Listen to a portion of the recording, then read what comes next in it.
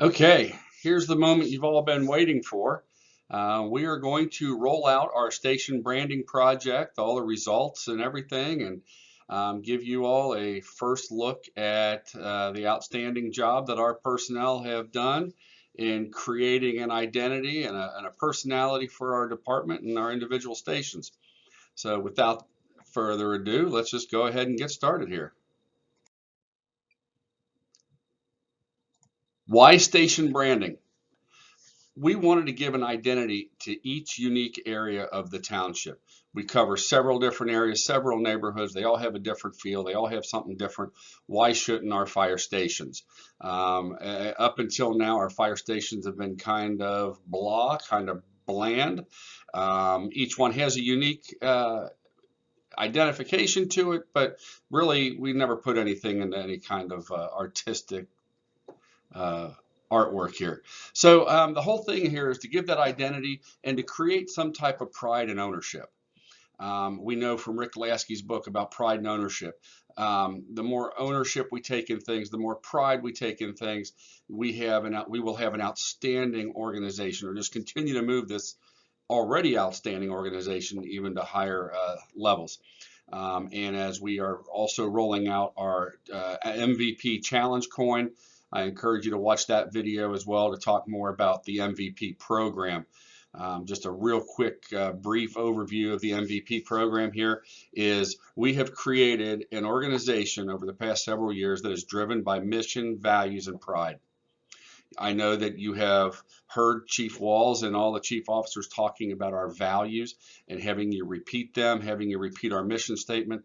Knowing our mission, knowing our values, living our mission and values every day when we come in here to work will lead to this pride and lead to improved morale, increased productivity, increased everything all the way around with respect to our department.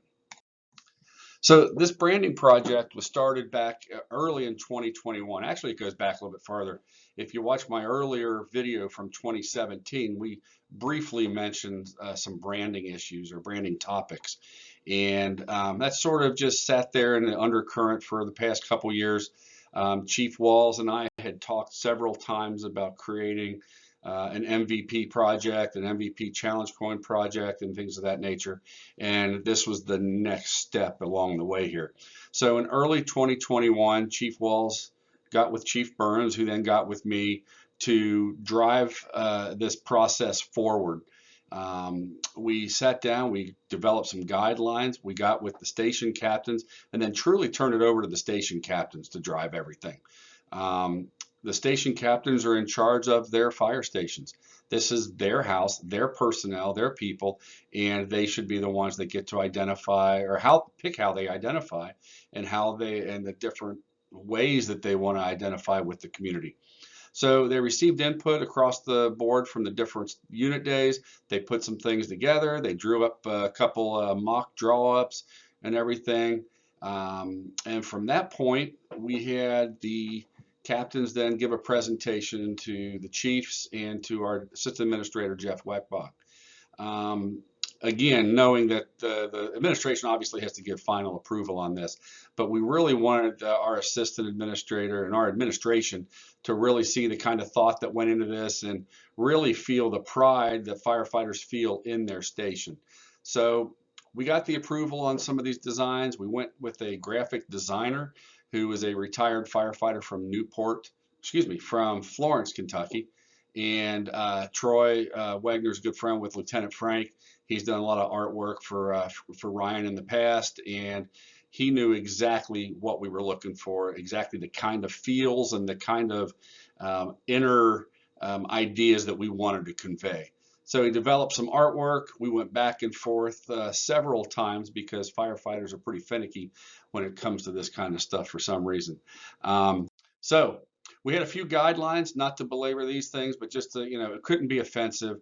We didn't want things to be distasteful, no skull and crossbones, no big logos like that. We had to be something identifiable with with the fire service, like Maltese crosses, axes, helmets, whatever. Had to say Coleraine and the station number or logo on it. And we wanted to be gender neutral. We realized that we are in a very unique political climate right now, and since we are an inclusive organization, and we serve all populations, we did last thing we wanted to do was to alienate a group, a person, or anything of that nature. So we wanted to be as politically sensitive as we could. And then we wanted to consider some logos or mascots that contain something identifiable within the community or within that neighborhood that they serve. So here are the final results, starting with Station 25. Station 25, we wanted it, and again, when I say we, Captain Keiki got with his crews, and the things that they thought were important, wanted conveyed. They wanted something patriotic. They wanted something that continued to use the word quarter house, the name quarter house, because they've been using that for 15, 18 years or so. They felt that an eagle was about as patriotic as you can get. It's also found on a quarter. And they felt that maybe the George Washington might not have been the best way to represent the station at this time, so they went with the eagle instead. They wanted to tie it in with the Northgate Gateway and the idea of protecting the businesses and having that gateway as is very identifiable with the community. Speaking of taking of responding to the business districts, they like the idea of calling it "taking care of business." That be their tagline. They implying that they get the business done and they also take care of the business district. They wanted a leather helmet shield rather than a Maltese cross. I think this turned out really well for what we gave them. It's got the established in 1975, and I think Troy did an outstanding job putting their thoughts and ideas into something that is easily reproducible on a patch, a sticker, or anything that we want to print up on something like this. Station 26. They wanted their logo to be tied in with the German heritage of Groesbeck. Doing a little bit of research, we found that Groesbeck stands for a large person. It's a surname of a large person, and since they had been wanting to utilize the silverback gorilla as their mascot, they fit right in, a large mascot or a large person, a large being, and obviously silverbacks are not small by any means. If you look at this one, it represents the determined, proud, tough look of a rescue person, of a firefighter, and we all know that those are traits of a silverback. But they're also very compassionate. Captain Stahl did a little. Actually, he did basically a thesis on the ins and outs of the silverback gorilla and the different traits that they have. Did an outstanding job presenting this process or project. So we felt it totally appropriate to go ahead with this. The South Side or Groesbeck Preserve links the Farback Warner Preserve, Nature Preserve. We know that gorillas can be found on nature preserves as well, but that links in with the Groesbeck, Bavarian German type feel with the font that we used, the woodwork around it, and it's a very squared out Bavarian feel Maltese cross. So once again, Troy took what was being, verbalized to him, and I think he hit a home run with this one as well. This is a unique one with Station 102. Captain Rui had found this mascot, just the person, back on some paperwork from back in the early 80s, late 70s or so, and it was attached to some paperwork from Station 40. Engine 102 or Station 102 used to be called Station 40 back in the old days. So keeping with the idea of history, keeping with that idea of our tradition and things of that nature, he decided to go ahead and we would continue to use this mascot along with the name Fightin' 40, because that's what they were originally called, Station 40. So they liked that, and to keep the historical perspective of where they are in the township. Dunlap is from Dunlap Station, and that was a defensive fort back in 1790. So they had Fort Coleraine, Dunlap Station. It was a defensive fort, so therefore they got the name Defenders of the North. The font is a pioneerish type of feel, and again, I think Troy just really knows what he's doing when he's trying to capture the what we were trying to capture and creating that pride and something lasting for the department. Station 103 was a little bit tougher. You know, they've got a few things out there that they can identify with the community, such as Peach Grove or Taylor Creek. But then if you only use one neighborhood, then you sort of may alienate another one. So being the westernmost station and having some of the iconic features of the Great Miami River, along with the old Blue Rock Bridge. Captain McNally was able to write down some ideas. We turned it into this. We've got the patch that's basically the same design as our Coleraine patches on our panel shirts. They are the westernmost station, so they wanted to be called the Western Watch. Engine 103 is heading west, as you can see, into the sunset, and they're crossing that old Blue Rock Bridge. That bridge stood there for 92 years, and you know it was an iconic part of our area. So I thought he kept this simple. It's got a western feel to it. I just you know I think this one in particular hits home that it doesn't have to be really intricate and have many different moving parts.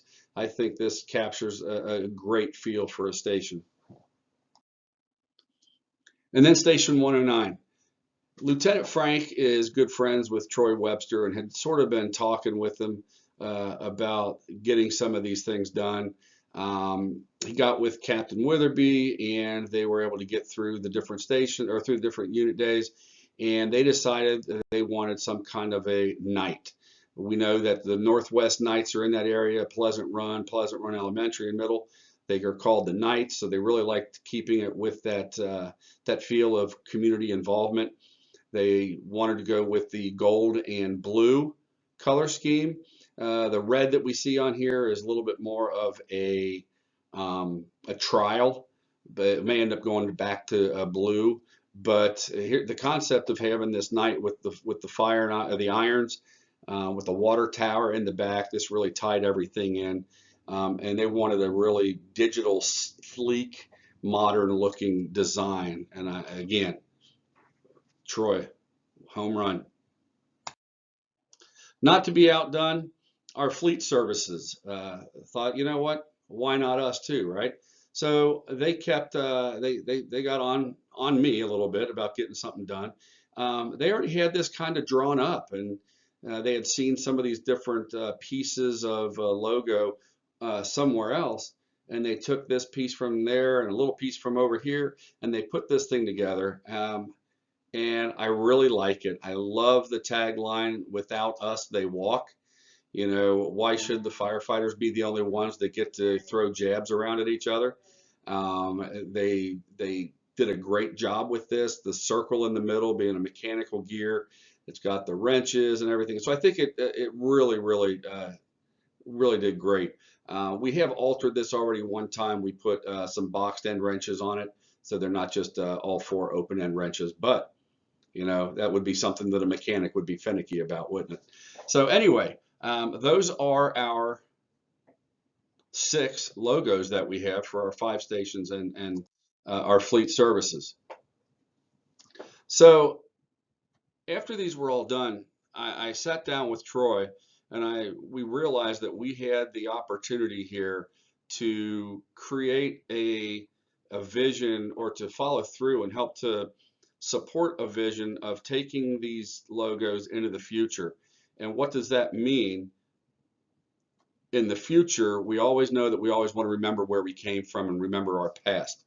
So I asked him to put a couple Easter eggs in some of these logos.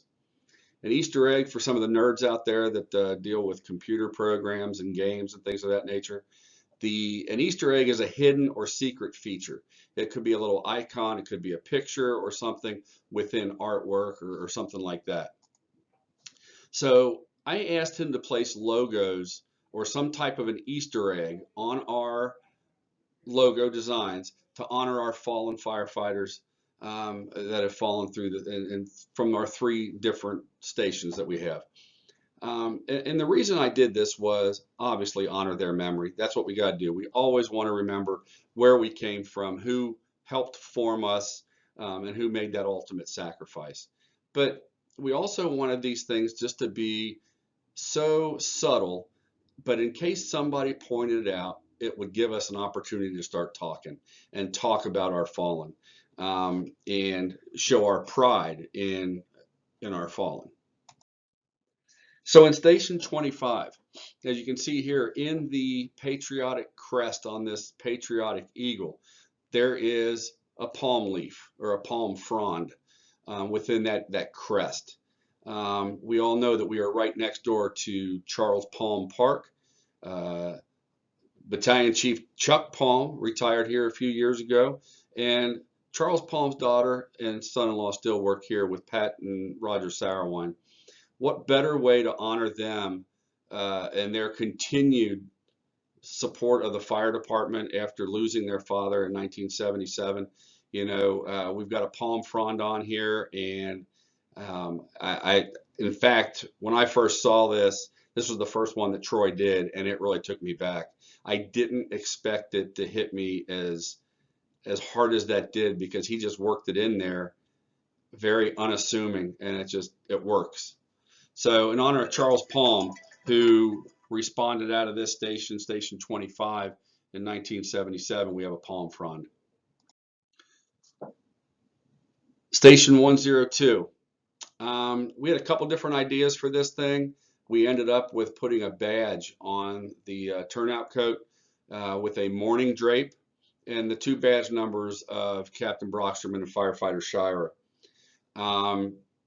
These are obviously our most recent line of duty deaths. Many of us were there. Many of us remember Robin and Brian. And again, what a great way to honor them and to just remember their memory out of that station from April 8th, 2008.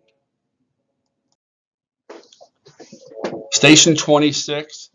He put a helmet tag on this with 1964 or comma 64 in honor of the Western Cabinet fire, where Captain Hammett, Firefighter Price, and they had all responded out from the Groesbeck station in 1964 to that fire.